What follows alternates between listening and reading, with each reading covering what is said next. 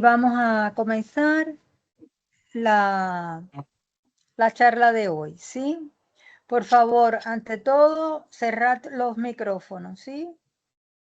Es importante porque se hace la interrupción entre todos. Recuerden que para intervenir o se pide la palabra o se escribe en el chat la pregunta o el asunto que quiere tratarse y después se irá dando la palabra. Tengo que recordarles que estamos iniciando una nueva sesión del proyecto Bienestar, Cuerpo y Mente, que estas sesiones se están organizando a través de la Federación Española de Lupus y que están subvencionadas por el Ministerio de Derechos Sociales, Consumo y Agenda 2030. Y que a través de COSENFE se hace la gestión para que nos financien estas actividades. Y que estas charlas están impartidas por Lidia Cruzado Herrera, que es técnica superior en nutrición y dietética.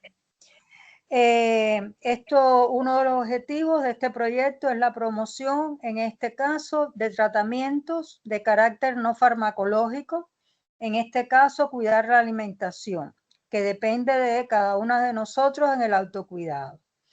Entonces, esta sería la última sesión antes de las vacaciones. Vuelvo a reiterar que apaguen los micrófonos y que las intervenciones se hagan de forma ordenada para poder escuchar y poder captar bien toda la información que nos transmita Lidia. Entonces, Lidia, buenas tardes y por favor ya puedes comenzar, ¿sí? Buenas tardes a todas. Muchísimas gracias, Aurea, siempre por la presentación y la introducción. Bueno, para quien no me conozca, mi nombre es Lidia Cruzado y soy técnico superior en nutrición y dietética.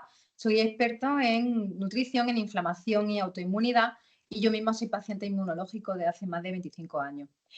Hoy quiero hablaros de una parte fundamental que tiene mucho que ver en todas nuestras patologías, que para mí es algo muy importante, no solamente por ser paciente inmunológico, no solamente por padecer secuelas o sintomatología de lo que vamos a hablar hoy, sino también porque veo que es muy importante esta información para el sector paciente femenino, para la mujer. Y vamos a ver durante la sesión de hoy por qué. Y apuntando todas las dudas, porque estoy convencidísima de que la sesión de hoy os va a hacer pensar en muchas cosas y me gustaría que os fueseis con toda la información lo máxima, lo más amplia posible. Bueno, todos sabemos que el lupus es una enfermedad compleja y que a menudo nos lleva a centrarnos en muchas sintomatologías que son muy evidentes, como es el dolor articular, como es la fatiga crónica o como son las afecciones cutáneas. Pero, sin embargo, lo que muchas veces pasa desapercibido es el impacto de la enfermedad del lupus y de sus tratamientos farmacológicos, el impacto que tienen sobre la fortaleza de nuestro esqueleto. Así que hoy me gustaría desgranar un poquito todas estas situaciones que se pueden dar sobre la salud ósea en nuestra enfermedad para prevenir futuras posibles complicaciones, prevenir fracturas cuando seamos un poquito más mayores y asegurar una mayor calidad de vida y sobre todo lo que más me interesa es asegurar una autonomía individual de cada uno de nosotros a largo plazo. ¿Vale? Entonces, antes de empezar lo que es la parte de cómo la alimentación puede ayudar a la salud ósea, deberíamos saber exactamente qué es la salud ósea, porque quizá algunos de vosotros no lo sabéis. Tenemos que comprender qué es la pérdida ósea.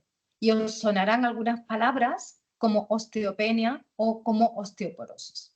¿Vale?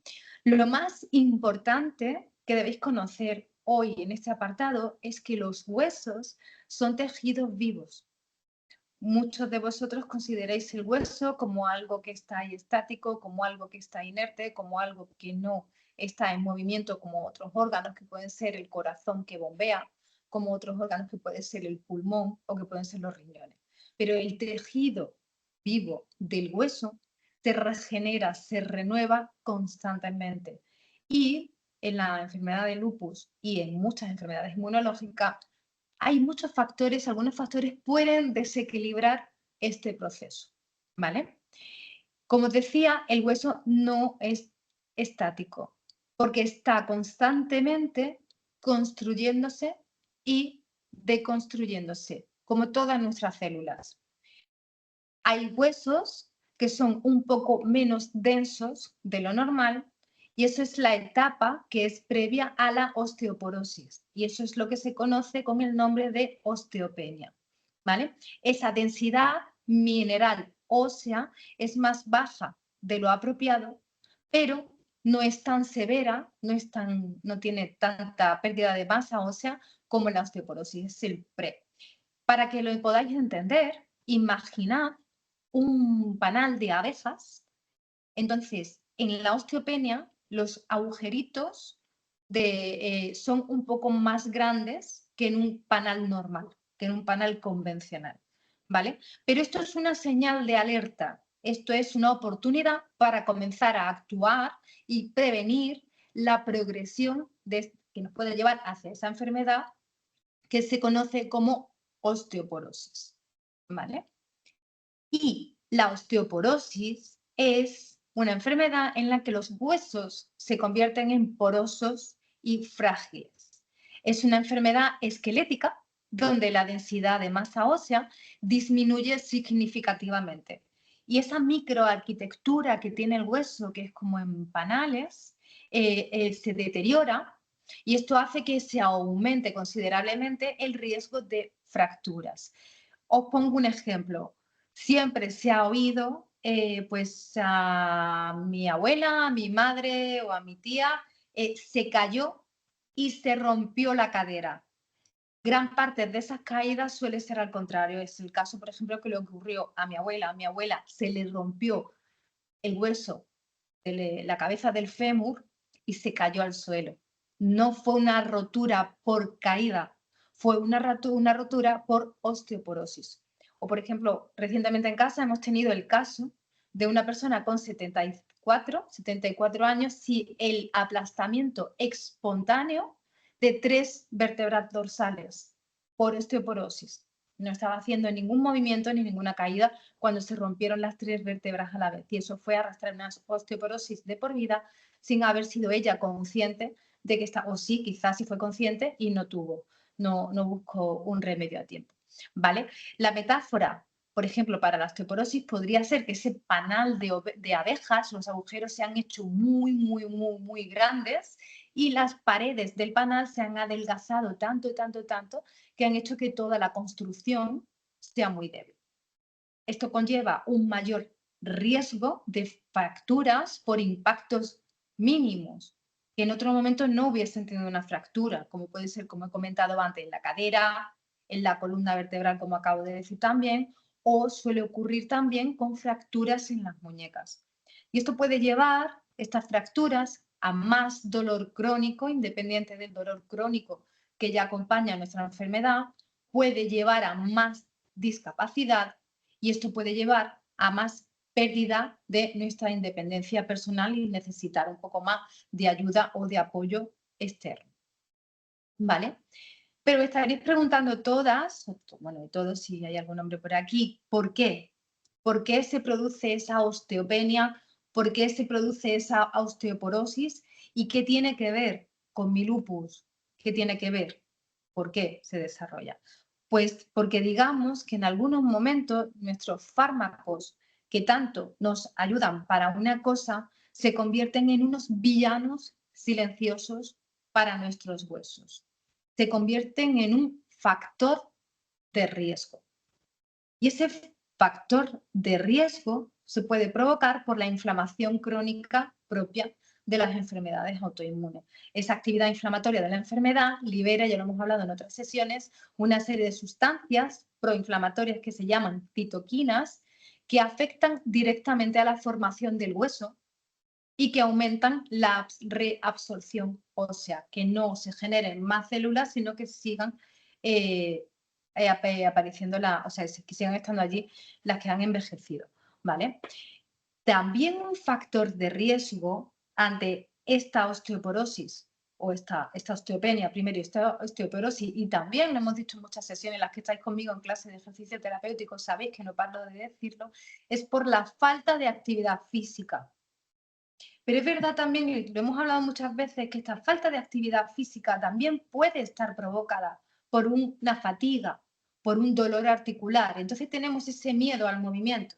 Pero aquí tenemos que poner un poquito en la balanza esa situación de fatiga o de dolor o de falta de movilidad articular que yo tengo ese día con el no hacer actividad física que permita que se siga regenerando toda esa función a nivel de células óseas. Porque el hueso necesita estrés mecánico, necesita movimiento para fortalecerse. Y si no hay movimiento, el músculo se estanca, la creación de esas células, de esos osteocitos, se estanca y podemos llegar a esta situación patológica de osteopenia, osteoporosis. ¿Vale? Otro de los factores por el que puede ocurrir es por la deficiencia de vitamina D. La deficiencia de vitamina D está siendo bastante común a nivel poblacional, bastante común a nivel de bioquímica en patología autoinmune, pero está siendo muy común también en pacientes con lupus por esta evitación del sol, por ese uso que es necesario de la crema solar o por la propia enfermedad en sí, que no hay una buena gestión a nivel de vitamina D. Y esta vitamina D es clave para la absorción del calcio. Por decirlo de una manera que sea comprensible, la vitamina D es el pegamento que pega el calcio en el hueso. Por lo tanto, si no hay vitamina D en el organismo, por mayor consumo que tengamos de calcio, no vamos a llegar a fijarlo a nuestros huesos completamente. Esto quiero que lo tengáis en cuenta. En otros talleres anteriores ya estuvimos hablando de los alimentos ricos en vitamina D. Pero como os comentaba antes, en muchas ocasiones nuestros fármacos que tanto nos ayudan para unas cosas se convierten en unos pequeños villanos silenciosos porque el uso de corticoides, el uso de glucocorticoides es el principal actor, digamos, es el más importante a destacar dentro de esta pérdida ósea. Os estaréis preguntando muchas, porque a mí me lo han preguntado muchas veces en consulta, si el corticoide tiene un efecto secundario a largo plazo, como puede ser la pérdida de masa ósea, ¿por qué me recomiendan, por qué tengo que tomar corticoides? Pues la respuesta es que los corticoides son fundamentales dentro de nuestro tratamiento por su potente efecto antiinflamatorio e inmunosupresor. No tenemos muchas más cartas en algunos momentos, en algunos protocolos médicos más fuera del corticoide. Por eso es tan necesario cuando la inflamación en nuestro organismo es tan exacerbada. Entonces debemos de poner en la balanza corticoide y efectos secundarios del corticoide. Y más aún cuando, como estoy comentando hoy, el efecto secundario del corticoide, en algunos casos, según el efecto secundario, como este que estamos hablando ahora, puede tener una prevención. Si tenemos un conocimiento, podemos tener una prevención. ¿Vale? Entonces, ¿cómo afecta el corticoide a los huesos? Pues el corticoide inhibe la formación del hueso nuevo, no permite la formación del hueso nuevo. Disminuye la actividad de los osteoblastos, que son las células constructoras del hueso. ¿Vale? Eso es uno de los riesgos que conlleva ese consumo de corticoide. Luego, por otro lado, aumenta la destrucción del hueso viejo, del hueso que ya está. Entonces hemos dicho que no permite que se construya más y al mismo tiempo aumenta la destrucción del que ya está. Acelera esa actividad de lo que se llaman osteoclastos, que son las células que reabsorben el hueso. No deja que se construya y al mismo tiempo acelera que desaparezca el que está. Y también los corticoides reducen la absorción de calcio en el intestino y aumenta su eliminación en el riñón. Por lo tanto, cuando estamos haciendo un uso de un fármaco con corticoides, debemos de tener en cuenta o suplementación en calcio siempre supervisada por nuestro facultativo o aumentar el consumo de alimento rico en calcio mientras que estoy con el con el uso del corticoide para evitar esa reducción de absorción, por lo menos que algo llegue, ¿vale? Y, por otro lado, también el corticoide puede afectar a los niveles de vitamina D. Aquí tenemos otro de los motivos por el que la vitamina D está baja en enfermedades autoinmunes, ¿vale? Por otro lado, tenemos el efecto dosis dependiente y duración dependiente. ¿Qué es esto? Pues esto es que cuanto mayor sea la dosis y más prolongado el uso del corticoide, mayor es el riesgo.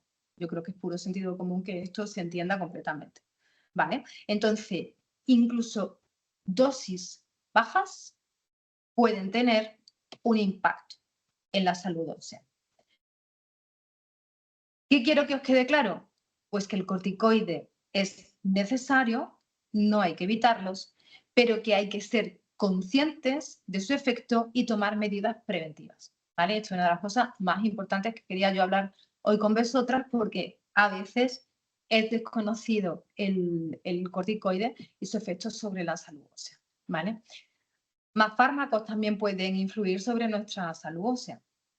Los inmunosupresores pueden influir sobre la salud ósea, por ejemplo, como es el caso del metrotexato.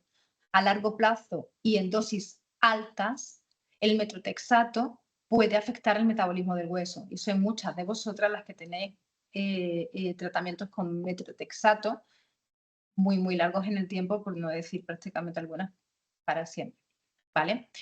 Luego también en otras ocasiones hemos hablado que nuestra patología también conlleva otras patologías secundarias, o no solamente me ha tocado la papeleta de tener una patología inmunológica, sino que además tengo una patología cardíaca o a lo mejor tengo una patología de algún otro tipo. Pues los anticonvulsionantes también pueden interferir en el metabolismo de la vitamina D. Y esto para las que estáis consumiendo, para las que tenéis tratamientos con anticonvulsionantes, para que lo tengáis en cuenta. O, por ejemplo, también puede afectar al metabolismo óseo el uso de la heparina, el uso muy prolongado de la heparina. Pero en realidad las que sois anticoaguladas tenéis un uso prolongado de heparina. Así que tenéis que tener en cuenta esa salud ósea, ¿vale? Así que es súper importante subrayar que el equipo médico siempre tiene que valorar el balance riesgo-beneficio del uso del corticoide, del uso de los inmunosupresores o el uso de cualquier otro fármaco que pueda tener que ver sobre el metabolismo óseo.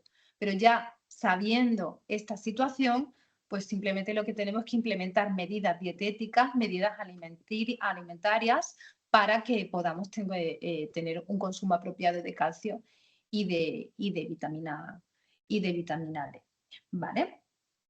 Luego, por otro lado, otra de las situaciones que tanto nos preocupa a nosotras las mujeres, porque es una situación que solamente es una condición que solamente tenemos nosotras las mujeres y que está muy relacionada con el metabolismo óseo, y es la menopausia, la perimenopausia y la menopausia. Es una suma más de riesgos para la mujer autoinmune. El riesgo basal de la menopausia, esa disminución de hormonas, de estrógenos en la menopausia, esa hormona protectora del hueso, que es el estrógeno, provoca una aceleración natural de esa pérdida ósea en todas nosotras, en todas las mujeres. Y de ahí os lanzo esa recomendación de que hagáis vuestros chequeos a nivel hormonal, de que habléis con vuestros ginecólogos, que habléis con vuestras ginecólogas para ver cómo está el nivel de estrógenos y si tenéis que tener en cuenta algún tipo de acción por parte del Departamento de Ginecología para prevenir o por lo menos saber en qué situación está esa pérdida de estrógeno y que podamos tomar una herramienta para esa pérdida ósea, ¿vale? Porque esto en el fondo es un doble golpe. Para la mujer tengo lupus, pero al mismo tiempo tengo otro tipo de factores como en la menopausia, al que se le suma esa inflamación, al que se le suma el uso de corticoides. Por lo tanto, el factor es muy potente a que a nosotros se nos acelere esa osteopenia o se acelere esa osteoporosis, incluso en mujeres que a nivel social como que todavía no corresponde ese estado en osteopenia, todavía no corresponde eres muy joven, ¿por qué te han diagnosticado una osteoporosis? Porque tengo lupus, porque soy mujer, porque uso corticoides y porque estoy en una situación de perimenopausia o una situación de menopausia, ¿vale? Así que el riesgo es significativamente mucho mayor de desarrollar esa osteoporosis y de sufrir esa fractura el día de mañana. Por lo tanto, la detección precoz, la prevención temprana en esta etapa es muy, muy, muy aconsejable, ¿vale? ¿Cómo puedo ayudar a mi organismo a través de qué estrategia, qué es lo que puedo hacer para proteger mis huesos? Pues ciertos nutrientes son clave en esa protección ósea. Y vamos a ver despacito cuáles son estos nutrientes, ¿vale? Yo creo que el primero que voy a hablaros es bien conocido, que es el calcio. El calcio es el ladrillo principal de nuestro hueso. Sin calcio no construimos el hueso. Vivimos en una cultura en la que el aprovisionamiento a nivel de calcio a través de la dieta es a través de la leche de vaca, es a través del lácteo. Entonces ya me estoy esperando la pregunta, ¿no? Pero bueno, vamos a ver, Lidia, si cuando hablamos de alimentación antiinflamatoria, en muchos de los casos, recomiendas pues evitar o reducir el consumo de ciertas grasas animales, como es el consumo del lácteo de vaca, como ahora dices que es una de las fuentes, ¿no?, principales. Pues porque es una de las fuentes principales a nivel cultural. Y hay otros muchos alimentos que, que contienen un alto índice en calcio y no son productos lácteos. Como si queréis tomar nota, como pueden ser, por ejemplo, los garbanzos. Tienen mucho calcio. Las hojas verdes, espinacas, canónigos, berros, tienen una gran cantidad de calcio. Os dejo para que vayáis apuntando. El kiwi tiene un alto porcentaje en calcio. Los frutos secos, las pipas, las almendras, tienen un alto porcentaje en calcio. Los pescados azules con espinas, la satina, los boquerones, los jureles, tienen un alto porcentaje en calcio. Y la estrella de la corona de la que estuvimos hablando, creo que fue en la última sesión, las algas, tienen un altísimo porcentaje de calcio, por lo que no siempre tiene que ser a través de la leche. El brócoli también tiene mucho calcio, el tofu, ¿vale? Entonces, adaptar mi alimentación según mi edad, según mi situación, a estos alimentos, puede hacer que ese inicio de menopausia, no, que ese inicio de osteopenia o ese inicio de osteoporosis se frene un poquito, ¿vale? Teniendo en cuenta nuestra alimentación, este nutriente fundamental que es el calcio, ¿vale? Pero también os hablaba de que sin vitamina D no se pega el calcio al hueso, ese pegamento, ese fixo, por decirlo de alguna manera.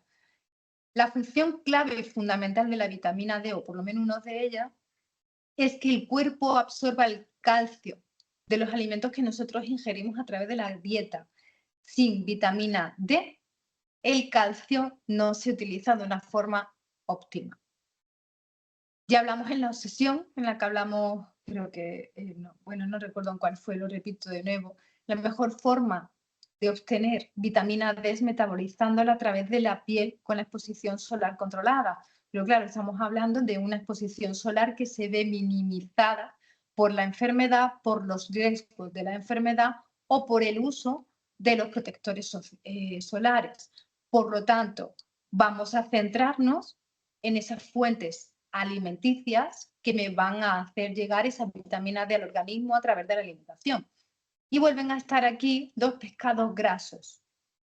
pescados azules, como el salmón, como el atún, como la caballa, o las yemas de huevo, tienen un alto porcentaje en vitamina D, o alimentos como cereales integrales, ¿vale? De esta manera, la suplementación en vitamina D se ve minimizada si podemos traer esos alimentos, o sea, ese nutriente a través de la alimentación. De todas formas, y esto es algo que bien conocéis la gran mayoría de vosotras, la suplementación en vitamina D es casi siempre necesaria y recomendada para el paciente inmunológico y más el paciente de lupus, pero vuelvo a repetir, siempre supervisada bajo bajo supervisión médica, ¿vale? Eso es una cosa que es muy importante. Ok. Otros nutrientes fundamentales y básicos en la protección ósea, en la protección del hueso. Vamos a hablar de la vitamina K. La vitamina K juega un papel muy importante en la prevención ósea, aunque a menudo es más conocida más que como algo que ayuda a nivel de salud, es más conocida por la disminución que se debe llevar a cabo en el paciente coronario, en el paciente que tiene algún tipo de consumo de algún tipo de medicamentos como la warfarina o como un paciente, lo diré, anticoagulados, ¿vale? Entonces la vitamina K juega un papel muy importante en la salud ósea, aunque es menos conocida que la vitamina D o que el calcio. Pero quiero que quede bien claro, porque el conocimiento a nivel de consulta, a nivel nutricional de la vitamina K siempre es, no, yo tengo que retirar vitamina K. Bueno, pues eso tiene muchos matices, que ya lo veremos si en algún momento hablamos de patología coronaria.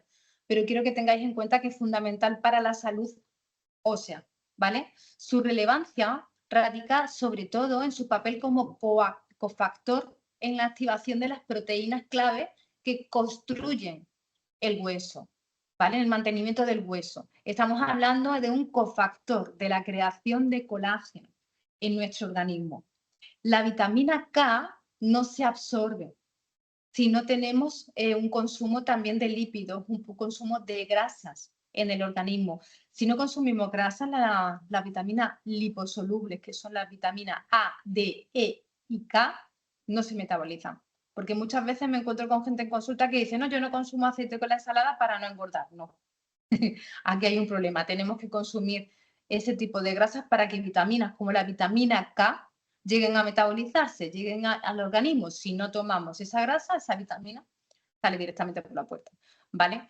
¿Dónde podemos encontrar estas vitaminas, sobre todo esta vitamina K? En las verduras de hoja verde, en las espinacas, en los berros, en los canónigos. Hemos hablado también antes del brócoli, ¿vale? Entonces vamos a aumentar ese consumo siempre y cuando yo no sea anticoagulada. Si yo soy anticoagulada, pues bueno, vamos a ir a buscar un nutricionista y vamos a hablar sobre el tema de la anticoagulación, porque tampoco es una cuestión de quitar completamente la vitamina K, ¿vale? Ya es otra cosa, esto ya habría que verlo de una forma más exhaustiva, ¿vale? Y también, esto sí, una cosa que os gusta mucho a vosotros porque preguntáis muchísimo por el magnesio. ¿Qué magnesio me tomo, Lidia? Bisclinato de magnesio, teotrinato de magnesio, que me han dicho que tome magnesio. Bueno, parece que el magnesio está en un momento en el que os está interesando mucho a vosotras. Pues voy a explicaros un poquito para qué una de las funciones, porque tiene muchas, que tiene el magnesio en el organismo, ¿vale? El magnesio es un componente estructural del hueso. Aproximadamente el 60% del magnesio total de nuestro organismo se encuentra en los huesos. Es un componente directo de lo que es la matriz ósea. La matriz ósea es ese panal de abeja que antes estaba explicando. Y este magnesio, al formar parte de esa matriz ósea, contribuye a esa densidad ósea y a esa resistencia del hueso. Y acordaros el ejemplo, la metáfora que os ponía antes, de ese panal de abejas en el que la osteopenia estaban los agujeritos como un poquito más grandes y en la osteoporosis se veía que ya había mucho hueco en ese panal y que las paredes se habían debilitado. Pues el magnesio, la composición en magnesio del hueso favorece que no se debilite ese hueso, que sean huesos más fuertes y que sean huesos menos frágiles. Y además, tanto que hablamos de salud ósea, calcio, calcio, vitamina D, pues el magnesio regula el calcio y la vitamina D. Y eso es una de sus funciones fundamentales en el metabolismo óseo. Os cuento. El magnesio es una sustancia que activa la vitamina D. Es esencial para la activación de esta vitamina que se encuentra en el hígado y en los riñones. Y lo que hace es transformarla en lo que se llama su forma activa, ¿vale? Calcitriol, por si os suena, que muchas veces pues las palabrillas se las conocéis. Sin suficiente magnesio, la vitamina D no puede cumplir eficazmente esa función de absorber el calcio de los alimentos y llevarlo hasta los huesos. Fijaros que os he dicho antes, consumo calcio para la salud ósea, pero si no consumo calcio, o sea, si no consumo vitamina D, no tengo el fiso. Pues fijaros aquí que si no tenemos magnesio, tampoco tenemos el fiso, ¿vale? Estos son cadenas de sustancias. Luego, por otro lado, el magnesio también regula la hormona paratiroidea. El magnesio influye en la secreción de esta hormona, que es una hormona que es clave, que es fundamental para regular los niveles de calcio y de fósforo en la sangre, ¿vale? Un desequilibrio de magnesio podría afectar a esta regulación y, por tanto, a nuestra salud ósea. ¿Dónde podemos encontrar magnesio? Pues podemos encontrar magnesio en los frutos secos, que al mismo tiempo también os acordáis que eran ricos en omega 3. Podemos encontrar en las legumbres, que al mismo tiempo recordáis que eran ricas en calcio. Podemos encontrarlo en los cereales integrales, que al mismo tiempo los cereales integrales también son ricos en hierro, son ricos en ácido fólico, en vitaminas del grupo B. Así que fijaros ese poder, ¿no?, sanador, poder para hacer que las cosas vayan bien de mi alimentación, ¿vale? Y otra parte fundamental de la salud ósea son las proteínas que son necesarias para la formación de ese hueso.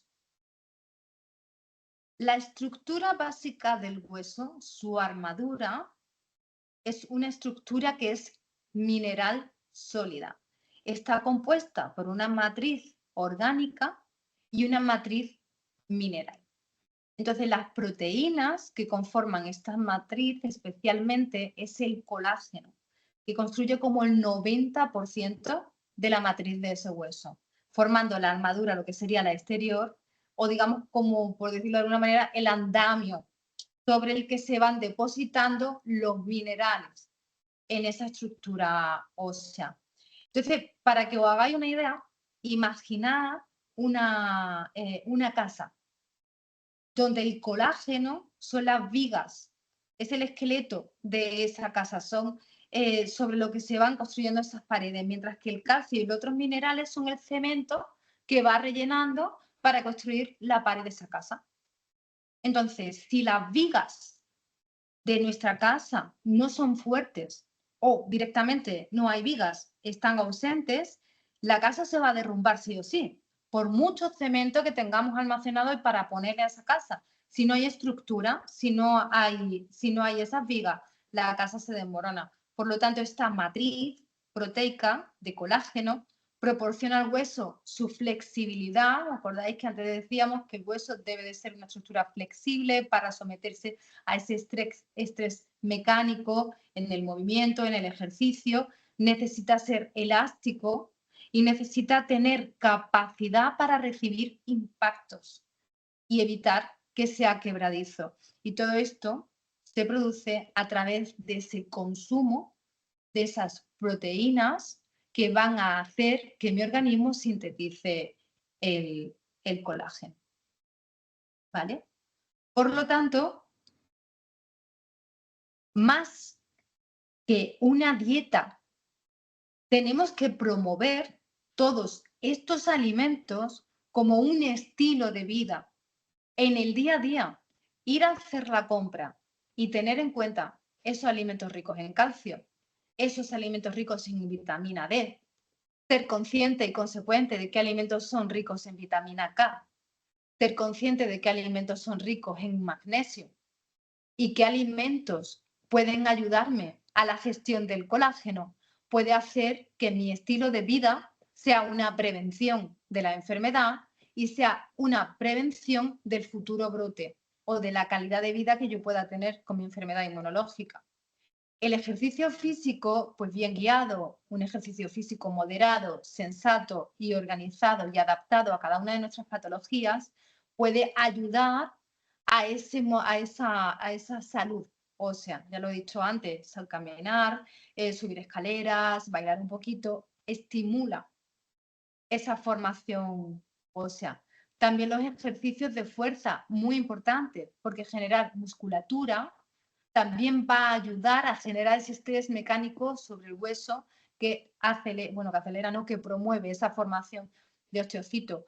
Movimientos con pesitas ligeras, como hacemos en las clases de ejercicio terapéutico con banda elástica, pues fortalecen ese músculo y por lo tanto fortalece también ese hueso. Los ejercicios de equilibrio, que también lo hacemos mucho en las clases de yoga, pueden prevenir futuras caídas y futuras fracturas por esa falta de densidad ósea. Y lo que sí es muy importante, y lo repito siempre, que sea adaptado, que lo consultéis con vuestro médico, lo consultéis con vuestro fisioterapeuta y, como dije también en alguna otra ocasión, evitando ejercicios de alto impacto para no solamente no dañar la articulación, sino para prevenir y que no tenga una alta intensidad, para prevenir que pueda aparecer un brote inmunológico. ¿Vale? Última cosa, la prevención también es a través de las pruebas diagnósticas, de las pruebas médicas. Una densitometría ósea es la clave para medir esa densidad del hueso y explicar pues cuándo deberían recomendarse corticoides o cuando ya con una densitometría ósea y con a lo mejor una osteoporosis, pues a lo mejor que el equipo facultativo pues, pueda estudiar cuáles pueden ser otro tipo de vías terapéuticas, ¿vale? Y tener siempre un análisis de sangre, una bioquímica de calcio, vitamina D, pues pueden hacer también que vuestros médicos puedan tener mayor información sobre cuál es la situación de vuestra salud ósea. Lo que sí que es fundamental que tengáis mucha comunicación con vuestros equipos médicos, que habléis de este tema y sobre todo que a la hora de plantearos una suplementación los tengáis a ellos siempre, siempre, siempre informados, no vaya a haber algún tipo de interacción del fármaco con algún tipo de suplementación que vosotras podáis llevar a cabo por vuestra cuenta. ¿Vale? La cuestión es que la salud ósea es un componente vital en el manejo de la enfermedad y con conciencia, con prevención y con colaboración de los equipos médicos. Como acabo de decir, podemos proteger nuestros huesos y mantener una muy buena calidad de vida. Así que no dejemos de lado el pensamiento en nuestro fármaco, en nuestros corticoides y sí seamos más proactivas a la hora de la comunicación con el equipo, más proactivas a la hora de la prevención y sobre todo en la salud ósea. ¿Vale? Bueno, yo hasta aquí he llegado y a lo que vosotras queráis consultar conmigo. ¿Ahora? Sí, aquí estoy. Hola. A ver, hola. Aquí hay una pregunta que te hacen, María José. Te dice que dentro de los cereales integrales, para el aporte de magnesio, si estaría considerado el pan integral 100%. Respecto al aporte de magnesio. Dime. Respecto al aporte de magnesio, ¿me has dicho? Sí, para el aporte de magnesio, si estaría en esto, te podría considerar dentro de los cereales integrales el pan integral siempre que sea 100% integral para el aporte de magnesio. A ver, los cereales integrales tienen una alta composición en magnesio. Lo que pasa que tampoco es una composición tan alta que tendríamos que recurrir también a otros tipos de de alimentos, no solamente al cereal integral. Así de memoria, no sé el trigo, la cantidad de magnesio que tiene como para poder ponerlo dentro de una escala de si es un alto aporte o no es un alto aporte. Contiene aporte, pues ya te digo que no sé si sería exactamente el decir, venga, pues voy a comer más cereales integrales para que tenga más magnesio. En ese sentido nos podemos ir más al fruto seco o incluso a los mariscos, ¿vale? A ver, otra pregunta. ¿Alguien que tenga alguna duda o quiera alguna aclaración? Te pregunta Chelo si el aeróbic, el agua gin o el agua aeróbic es bueno. Sí, es bueno. Sí, Chelo, Claro. mucho, bastante. Si tu enfermedad está, aunque no esté fuera de brote, pero quiero decir, si tienes una patología, si tu lupus es un lupus con una gran afectación a nivel artrítico, una gran afectación a nivel articular, a nivel musculoesquelético, todo lo que sea el ejercicio dirigido en el agua, siempre va a ser muy favorable para la reducción del dolor, siempre va a ser muy favorable para la generación de musculatura y por lo tanto también para la generación, o por lo menos la prevención de esta pérdida de masa ósea, así que totalmente recomendado. Clases de STEP, pues si no tenemos diagnosticado una osteopenia, una osteoporosis, podemos seguir haciendo ejercicio de impacto con la intensidad que ya la patología y la capacidad física de cada uno puede hacerse. En el momento en el que ya hay diagnosticado una osteopenia, una osteoporosis, debemos dejar de realizar ejercicios de impacto porque pueden llegar a ser peligrosos para la salud ósea y según el impacto puede haber una rotura, una fractura.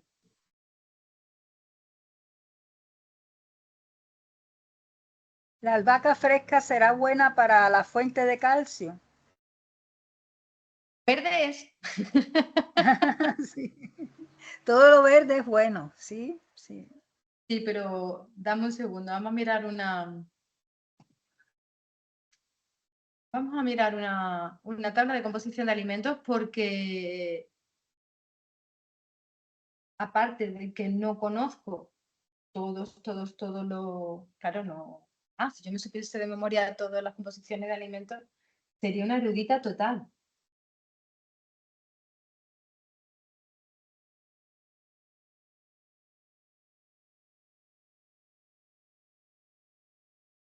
Natalia, a ver, habla Natalia mientras Lidia busca la composición de la albahaca.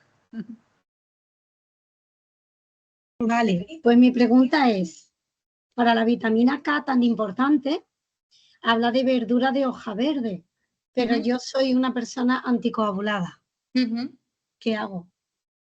Vale, tienes que buscar, bueno, aparte de que la propuesta de la hoja verde es para muchos nutrientes que tiene la hoja verde, ¿vale? Pero en el momento en el que estáis anticoagulados, ya sí lo ideal es buscar la supervisión de un profesional que te pueda ayudar con la dieta, porque la dieta del anticoagulado, ya salió también en un taller atrás, no es cuestión de abandonar la vitamina K, es cuestión de supervisar el consumo de vitamina K unido a la heparina o unido al sintromo o la warfarina.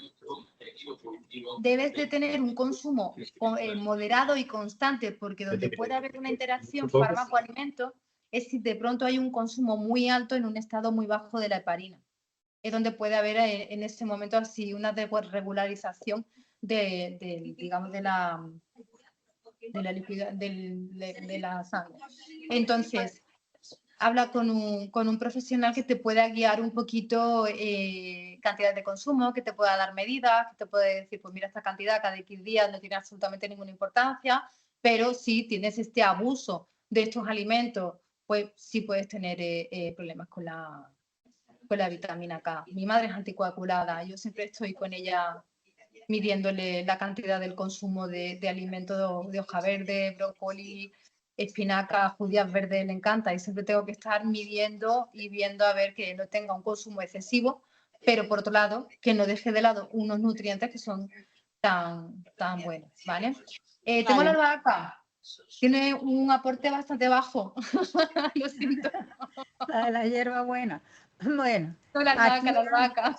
Sí, Ángeles nos pregunta, dice, yo tomo Adiro de 100 hace 15 años. Tiene osteopenia y también toma corticoides desde el 2011. Los últimos brotes han sido de anemia hemolítica. Ella pregunta, ¿el colágeno es recomendable? Y está tomando magnesio hace 3 meses. ¿Será recomendable? El colágeno no tiene interacción con ninguno de los fármacos que ya comentaba, aparte de que el colágeno puede ser a través de la alimentación. Obviamente el colágeno en suplementación va a tener una dosis mucho más alta que el colágeno que podamos adquirir a través de los alimentos. Pero repito lo que digo en todas las sesiones, siempre que vayamos a hacer una suplementación que sea basada en la recomendación de un profesional competente, basada en una recomendación, pues que te haga una recomendación de una suplementación, tu dietista o nutricionista, pero de ahí va directamente a tu facultativo para que haga una revisión de cuáles son las suplementaciones que tienes, cuáles son las medicaciones que tienes y ver si puede haber algún tipo de interacción entre ellas. En principio, el colágeno no habría problema, pero todo lo que yo lance no se puede tomar desde estas charlas como una recomendación. Cada uno tiene que hablar con su equipo médico. Ella dice que está tomando magnesio hace 3 meses. Aquí a mí me surge una duda, Lidia. Es que cuando se habla del magnesio, hay muchos tipos de magnesio. El magnesio es magnesio. Sí. A través de las fuentes alimentarias, el magnesio es magnesio. Sí, a través de las fuentes alimentarias sí. Claro, pero luego, como se habla de fuera, tomar magnesio, claro. Sí, bueno, Entonces, pues hay ciertos tipos de magnesio que sirven un poquito más. Por una cosa, el teotrenato de magnesio pues está más indicado a nivel pues, de problemas neurológicos o a problemas de nerviosismo, de concentración. exacto. Luego, por ejemplo, el brisquinato de magnesio pues tiene una afectación a nivel intestinal pues un poquito más, digamos, suave que otros tipos de magnesio. Por ejemplo, una patología inflamatoria intestinal que quiere una suplementación en magnesio, pues un brisquinato puede ser pues algo un poco más amable, ¿no? Con esa situación intestinal de esa patología. Ya según lo que estemos buscando o lo que queramos. Pero eso debe estarlo siempre recomendado por un especialista, ¿no? Siempre. Que cada cual, ¿sí? Siempre estamos hablando de suplementaciones que se pueden comprar sin la necesidad de una receta médica, pero que no se tenga receta médica no significa que no tenga supervisión. Exacto. Por un profesional y más nosotras que estamos polimedicadas. Claro, sí, sí. Bien, entonces Maite dice, el médico que me trata me dijo que tenía que tomar el equivalente de 4 yogures al día. ¿Qué opinas de esta indicación? Además, me diagnosticaron hace poco intolerancia a la leche de vaca, así que estoy un poco liada con las equivalencias. Vale, no pasa absolutamente nada. Aquí no tenemos que tener estrés en absoluto. La recomendación de los 4 yogures se puede repartir con más alimentos que al mismo tiempo pues, me aporten además más nutrientes, a no ser que me encanten los yogures. Bueno, pues no hay problema, 4 yogures al día, si te encanta no pasa nada. ¿Qué pasa? Pues que tenemos una intolerancia. El yogur natural, sin edulcorar, sin sabores, sin frutas, sin virutas de colores ni nada, no tiene la misma tolerancia a nivel intestinal en una intolerancia a la lactosa que un cacho de queso fresco o que un vaso de leche. Generalmente se suele tolerar mejor porque la fermentación ha hecho que vayamos perdiendo esa lactosa. Pero, de todas formas, hay intolerantes a la lactosa que no permiten tampoco ni siquiera el yogur natural. Les sienta bastante mal. Entonces, es una crisis, entiendo, y la he visto varias veces de, pero entonces, ¿qué hago si tengo osteoporosis? Pues muy fácil. Volvemos, si no somos anticoaguladas, a aumentar el consumo en casa de esas hojas verdes. Entonces, yo a mis pacientes en esta situación les suelo decir, mi hoja verde siempre va a estar por medio. En el desayuno puede estar mi hoja verde, mi tostadita, con mi tomate, con mi aceite de oliva y con una proteína, como puede ser un poquito de atún, puede haber perfectamente un poquito de espinacas baby. Tengo muchos pacientes que ya han introducido el canónigo en el desayuno. Podemos poner también hojas de, de rúcula. ¿Vale? Ya estamos añadiendo un poquito más. Y luego, por ejemplo, en el mediodía, pues a la hora de coger mis verduritas, o en el mediodía o la noche, siempre ser consciente de que podemos poner un poquito de brócoli, o un poquito de col, o un poquito de berza, acelgas, ¿vale? Que son muy buenas fuentes de calcio. Luego, También comentamos antes el tema de las algas. Bueno, pues puedo introducirme en el maravilloso mundo de las algas. Y si no sé introducirme en ese maravilloso mundo, bueno, pues un profesional de la salud, de la dietética, que me guíe. Son muchas las personas que he introducido en el consumo de algas. Y creo que lo dije en una charla anterior. Ojo, Sí. si conseguí introducir a mi madre, todo el mundo puede consumir algas porque era un caso difícil de introducir, ¿vale? Las semillas. Hay muchas semillas que tienen mucho calcio. Entonces podemos empezar a introducir las semillas dentro de las comidas. Esa mañana con ese, imaginaros, no tengo ningún problema con el queso fresco. Quesito fresco de cabra con semillas de sésamo por encima. En las ensaladas añadimos las semillas de girasol, semillas de calabaza. En la cenita seguimos poniendo ese sésamo, ¿vale? Introducimos todas las semillas que podamos dentro de nuestra alimentación. La legumbre, como hemos dicho antes, los garbanzos, los pescados azules con espinas, los frutos secos. Es que hay muchos alimentos que tienen un alto porcentaje en calcio y no es necesario que nos vayamos al consumo de leche y de lácteos, ¿vale? Que tenemos que tener ese conocimiento. Sí, hay una pregunta aquí que se me había pasado de Cris, que dice, ya yo voy tarde. Dice, a ver, tengo osteoporosis importante con 40 años. Estoy anticoagulada con medicamentos que me inducen la menopausia. Siempre me sale el fósforo bajo. ¿A qué se puede deber?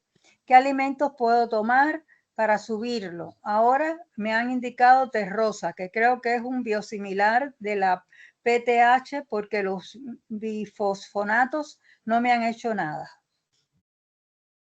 ¿Pero a qué se puede deber el tema del fósforo?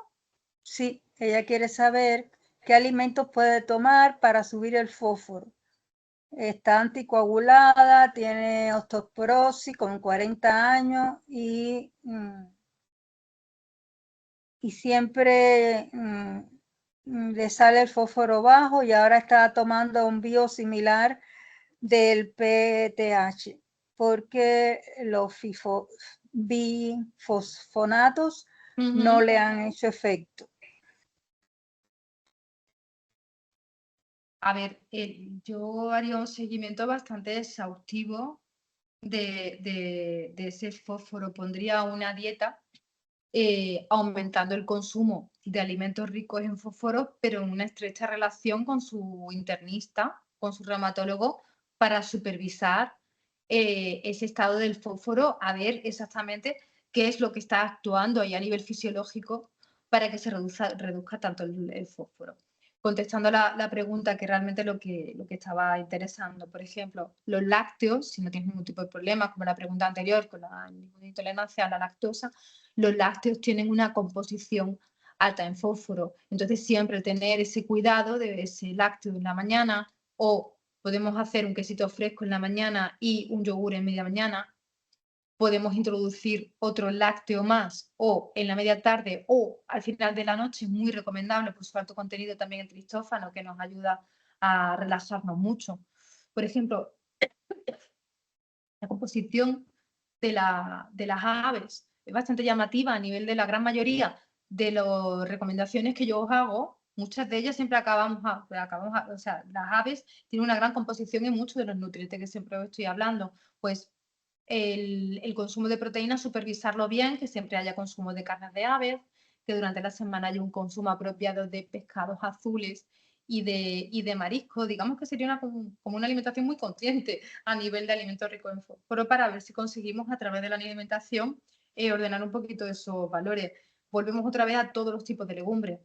Garbanzo, guisantes, lentejas, alubias, tienen una alta composición en fósforo y, sobre todo, volvemos a los cereales integrales y a los frutos secos. Fijaros que cuando hablamos de alimentación, estamos hablando siempre de alimentaciones muy específicas.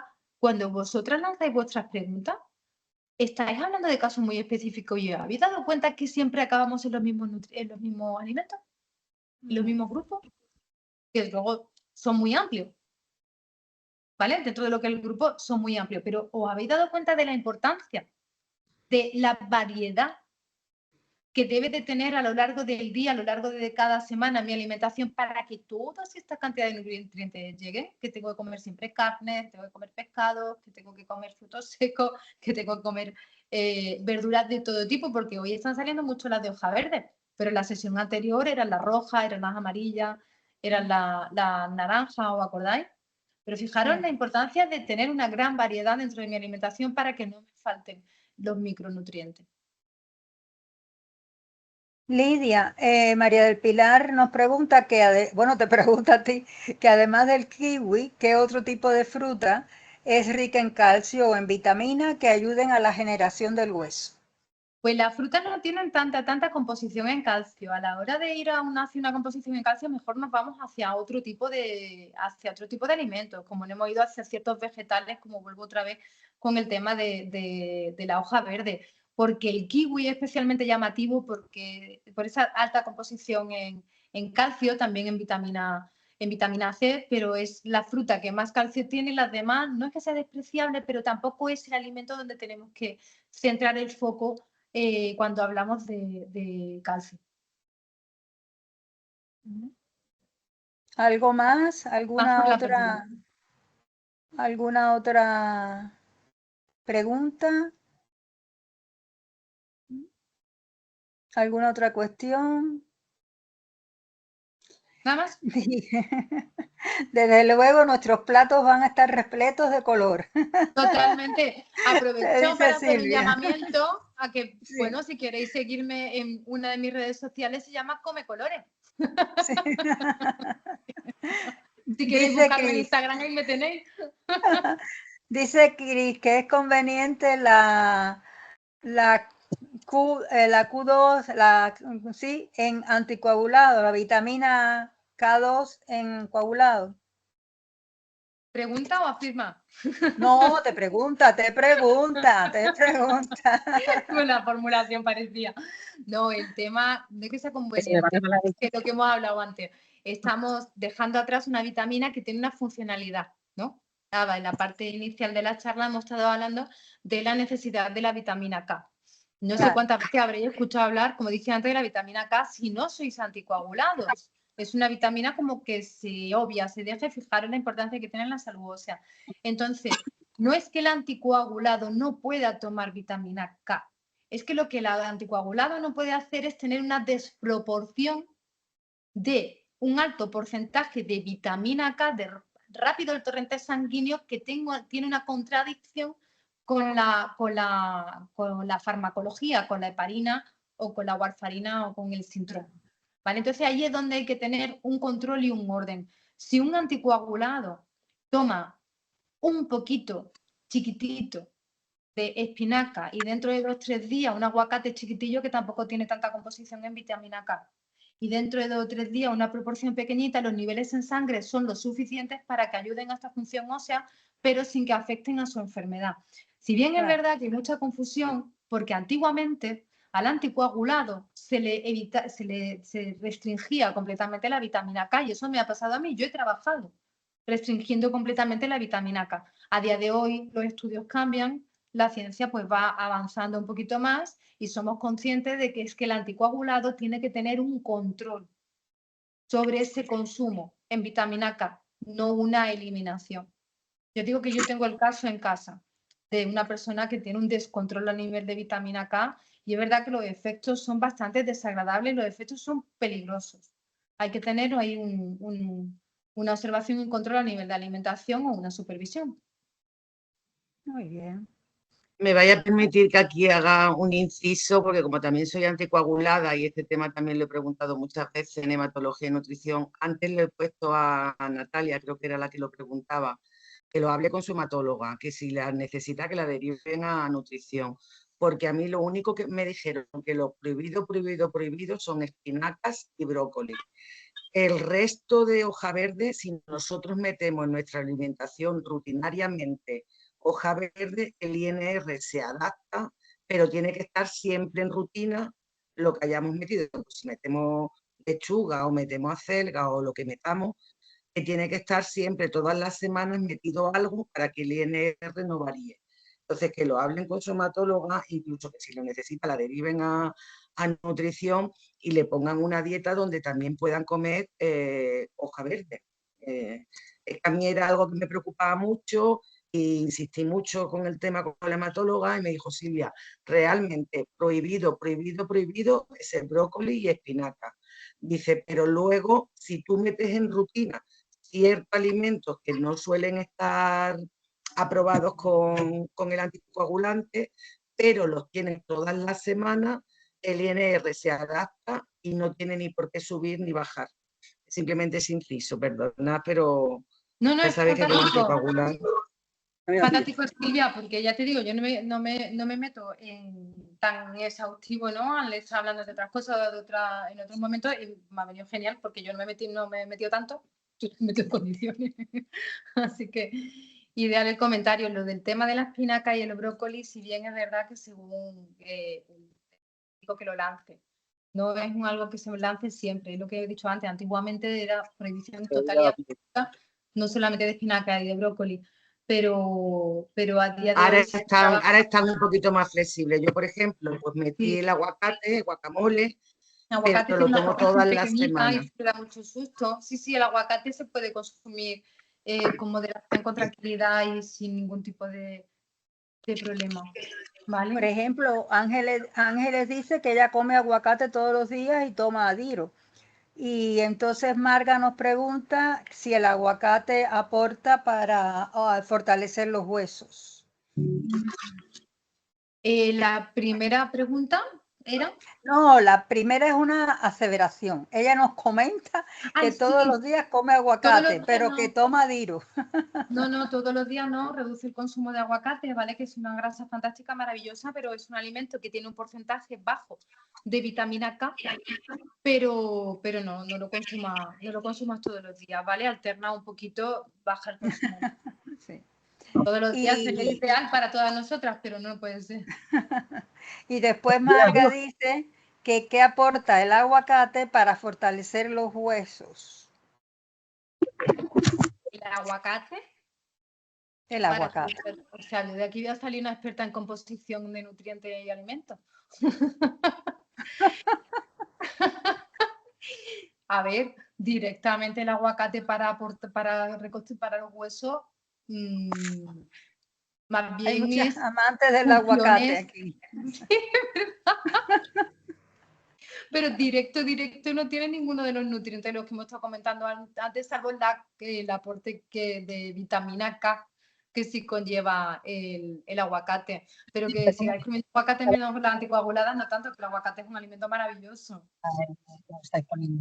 Sí, Chris hace una aclaración. Dice que ella se refería a la suplementación con vitamina K2 para evitar la acumulación de calcio en los vasos sanguíneos. Vale. Volvemos a la misma. Las personas que estamos hablando aquí somos personas que somos o tenemos la que tiene suerte una patología o tenemos polipatología y estamos polimedicadas. Entonces, cualquier suplementación siempre tiene que ser supervisada por tu médico. Las suplementaciones nos ayudan. Las suplementaciones aportan aquellos nutrientes que por la patología se han visto un poquito minimizados o que por ciertos tipos de dietas se ven minimizados.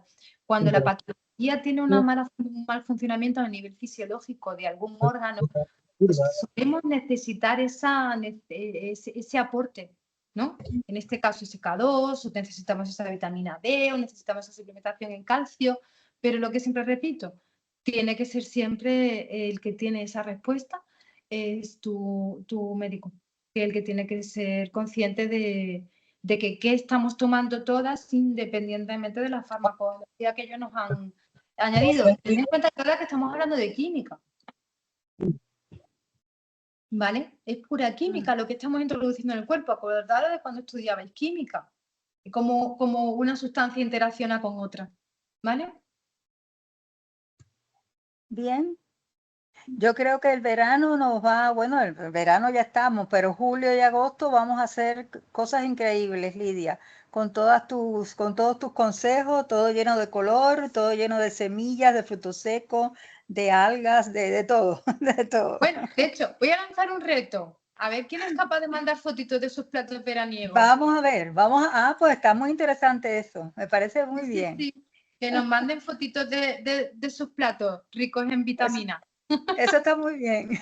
Platos vitamina, muy bien. Eso está muy bien. En septiembre hacemos una muestra. Eso está muy bien. Tendríamos aquí entonces en septiembre 30 y pico de platos para mostrar. Si cada una de nosotros hace una foto.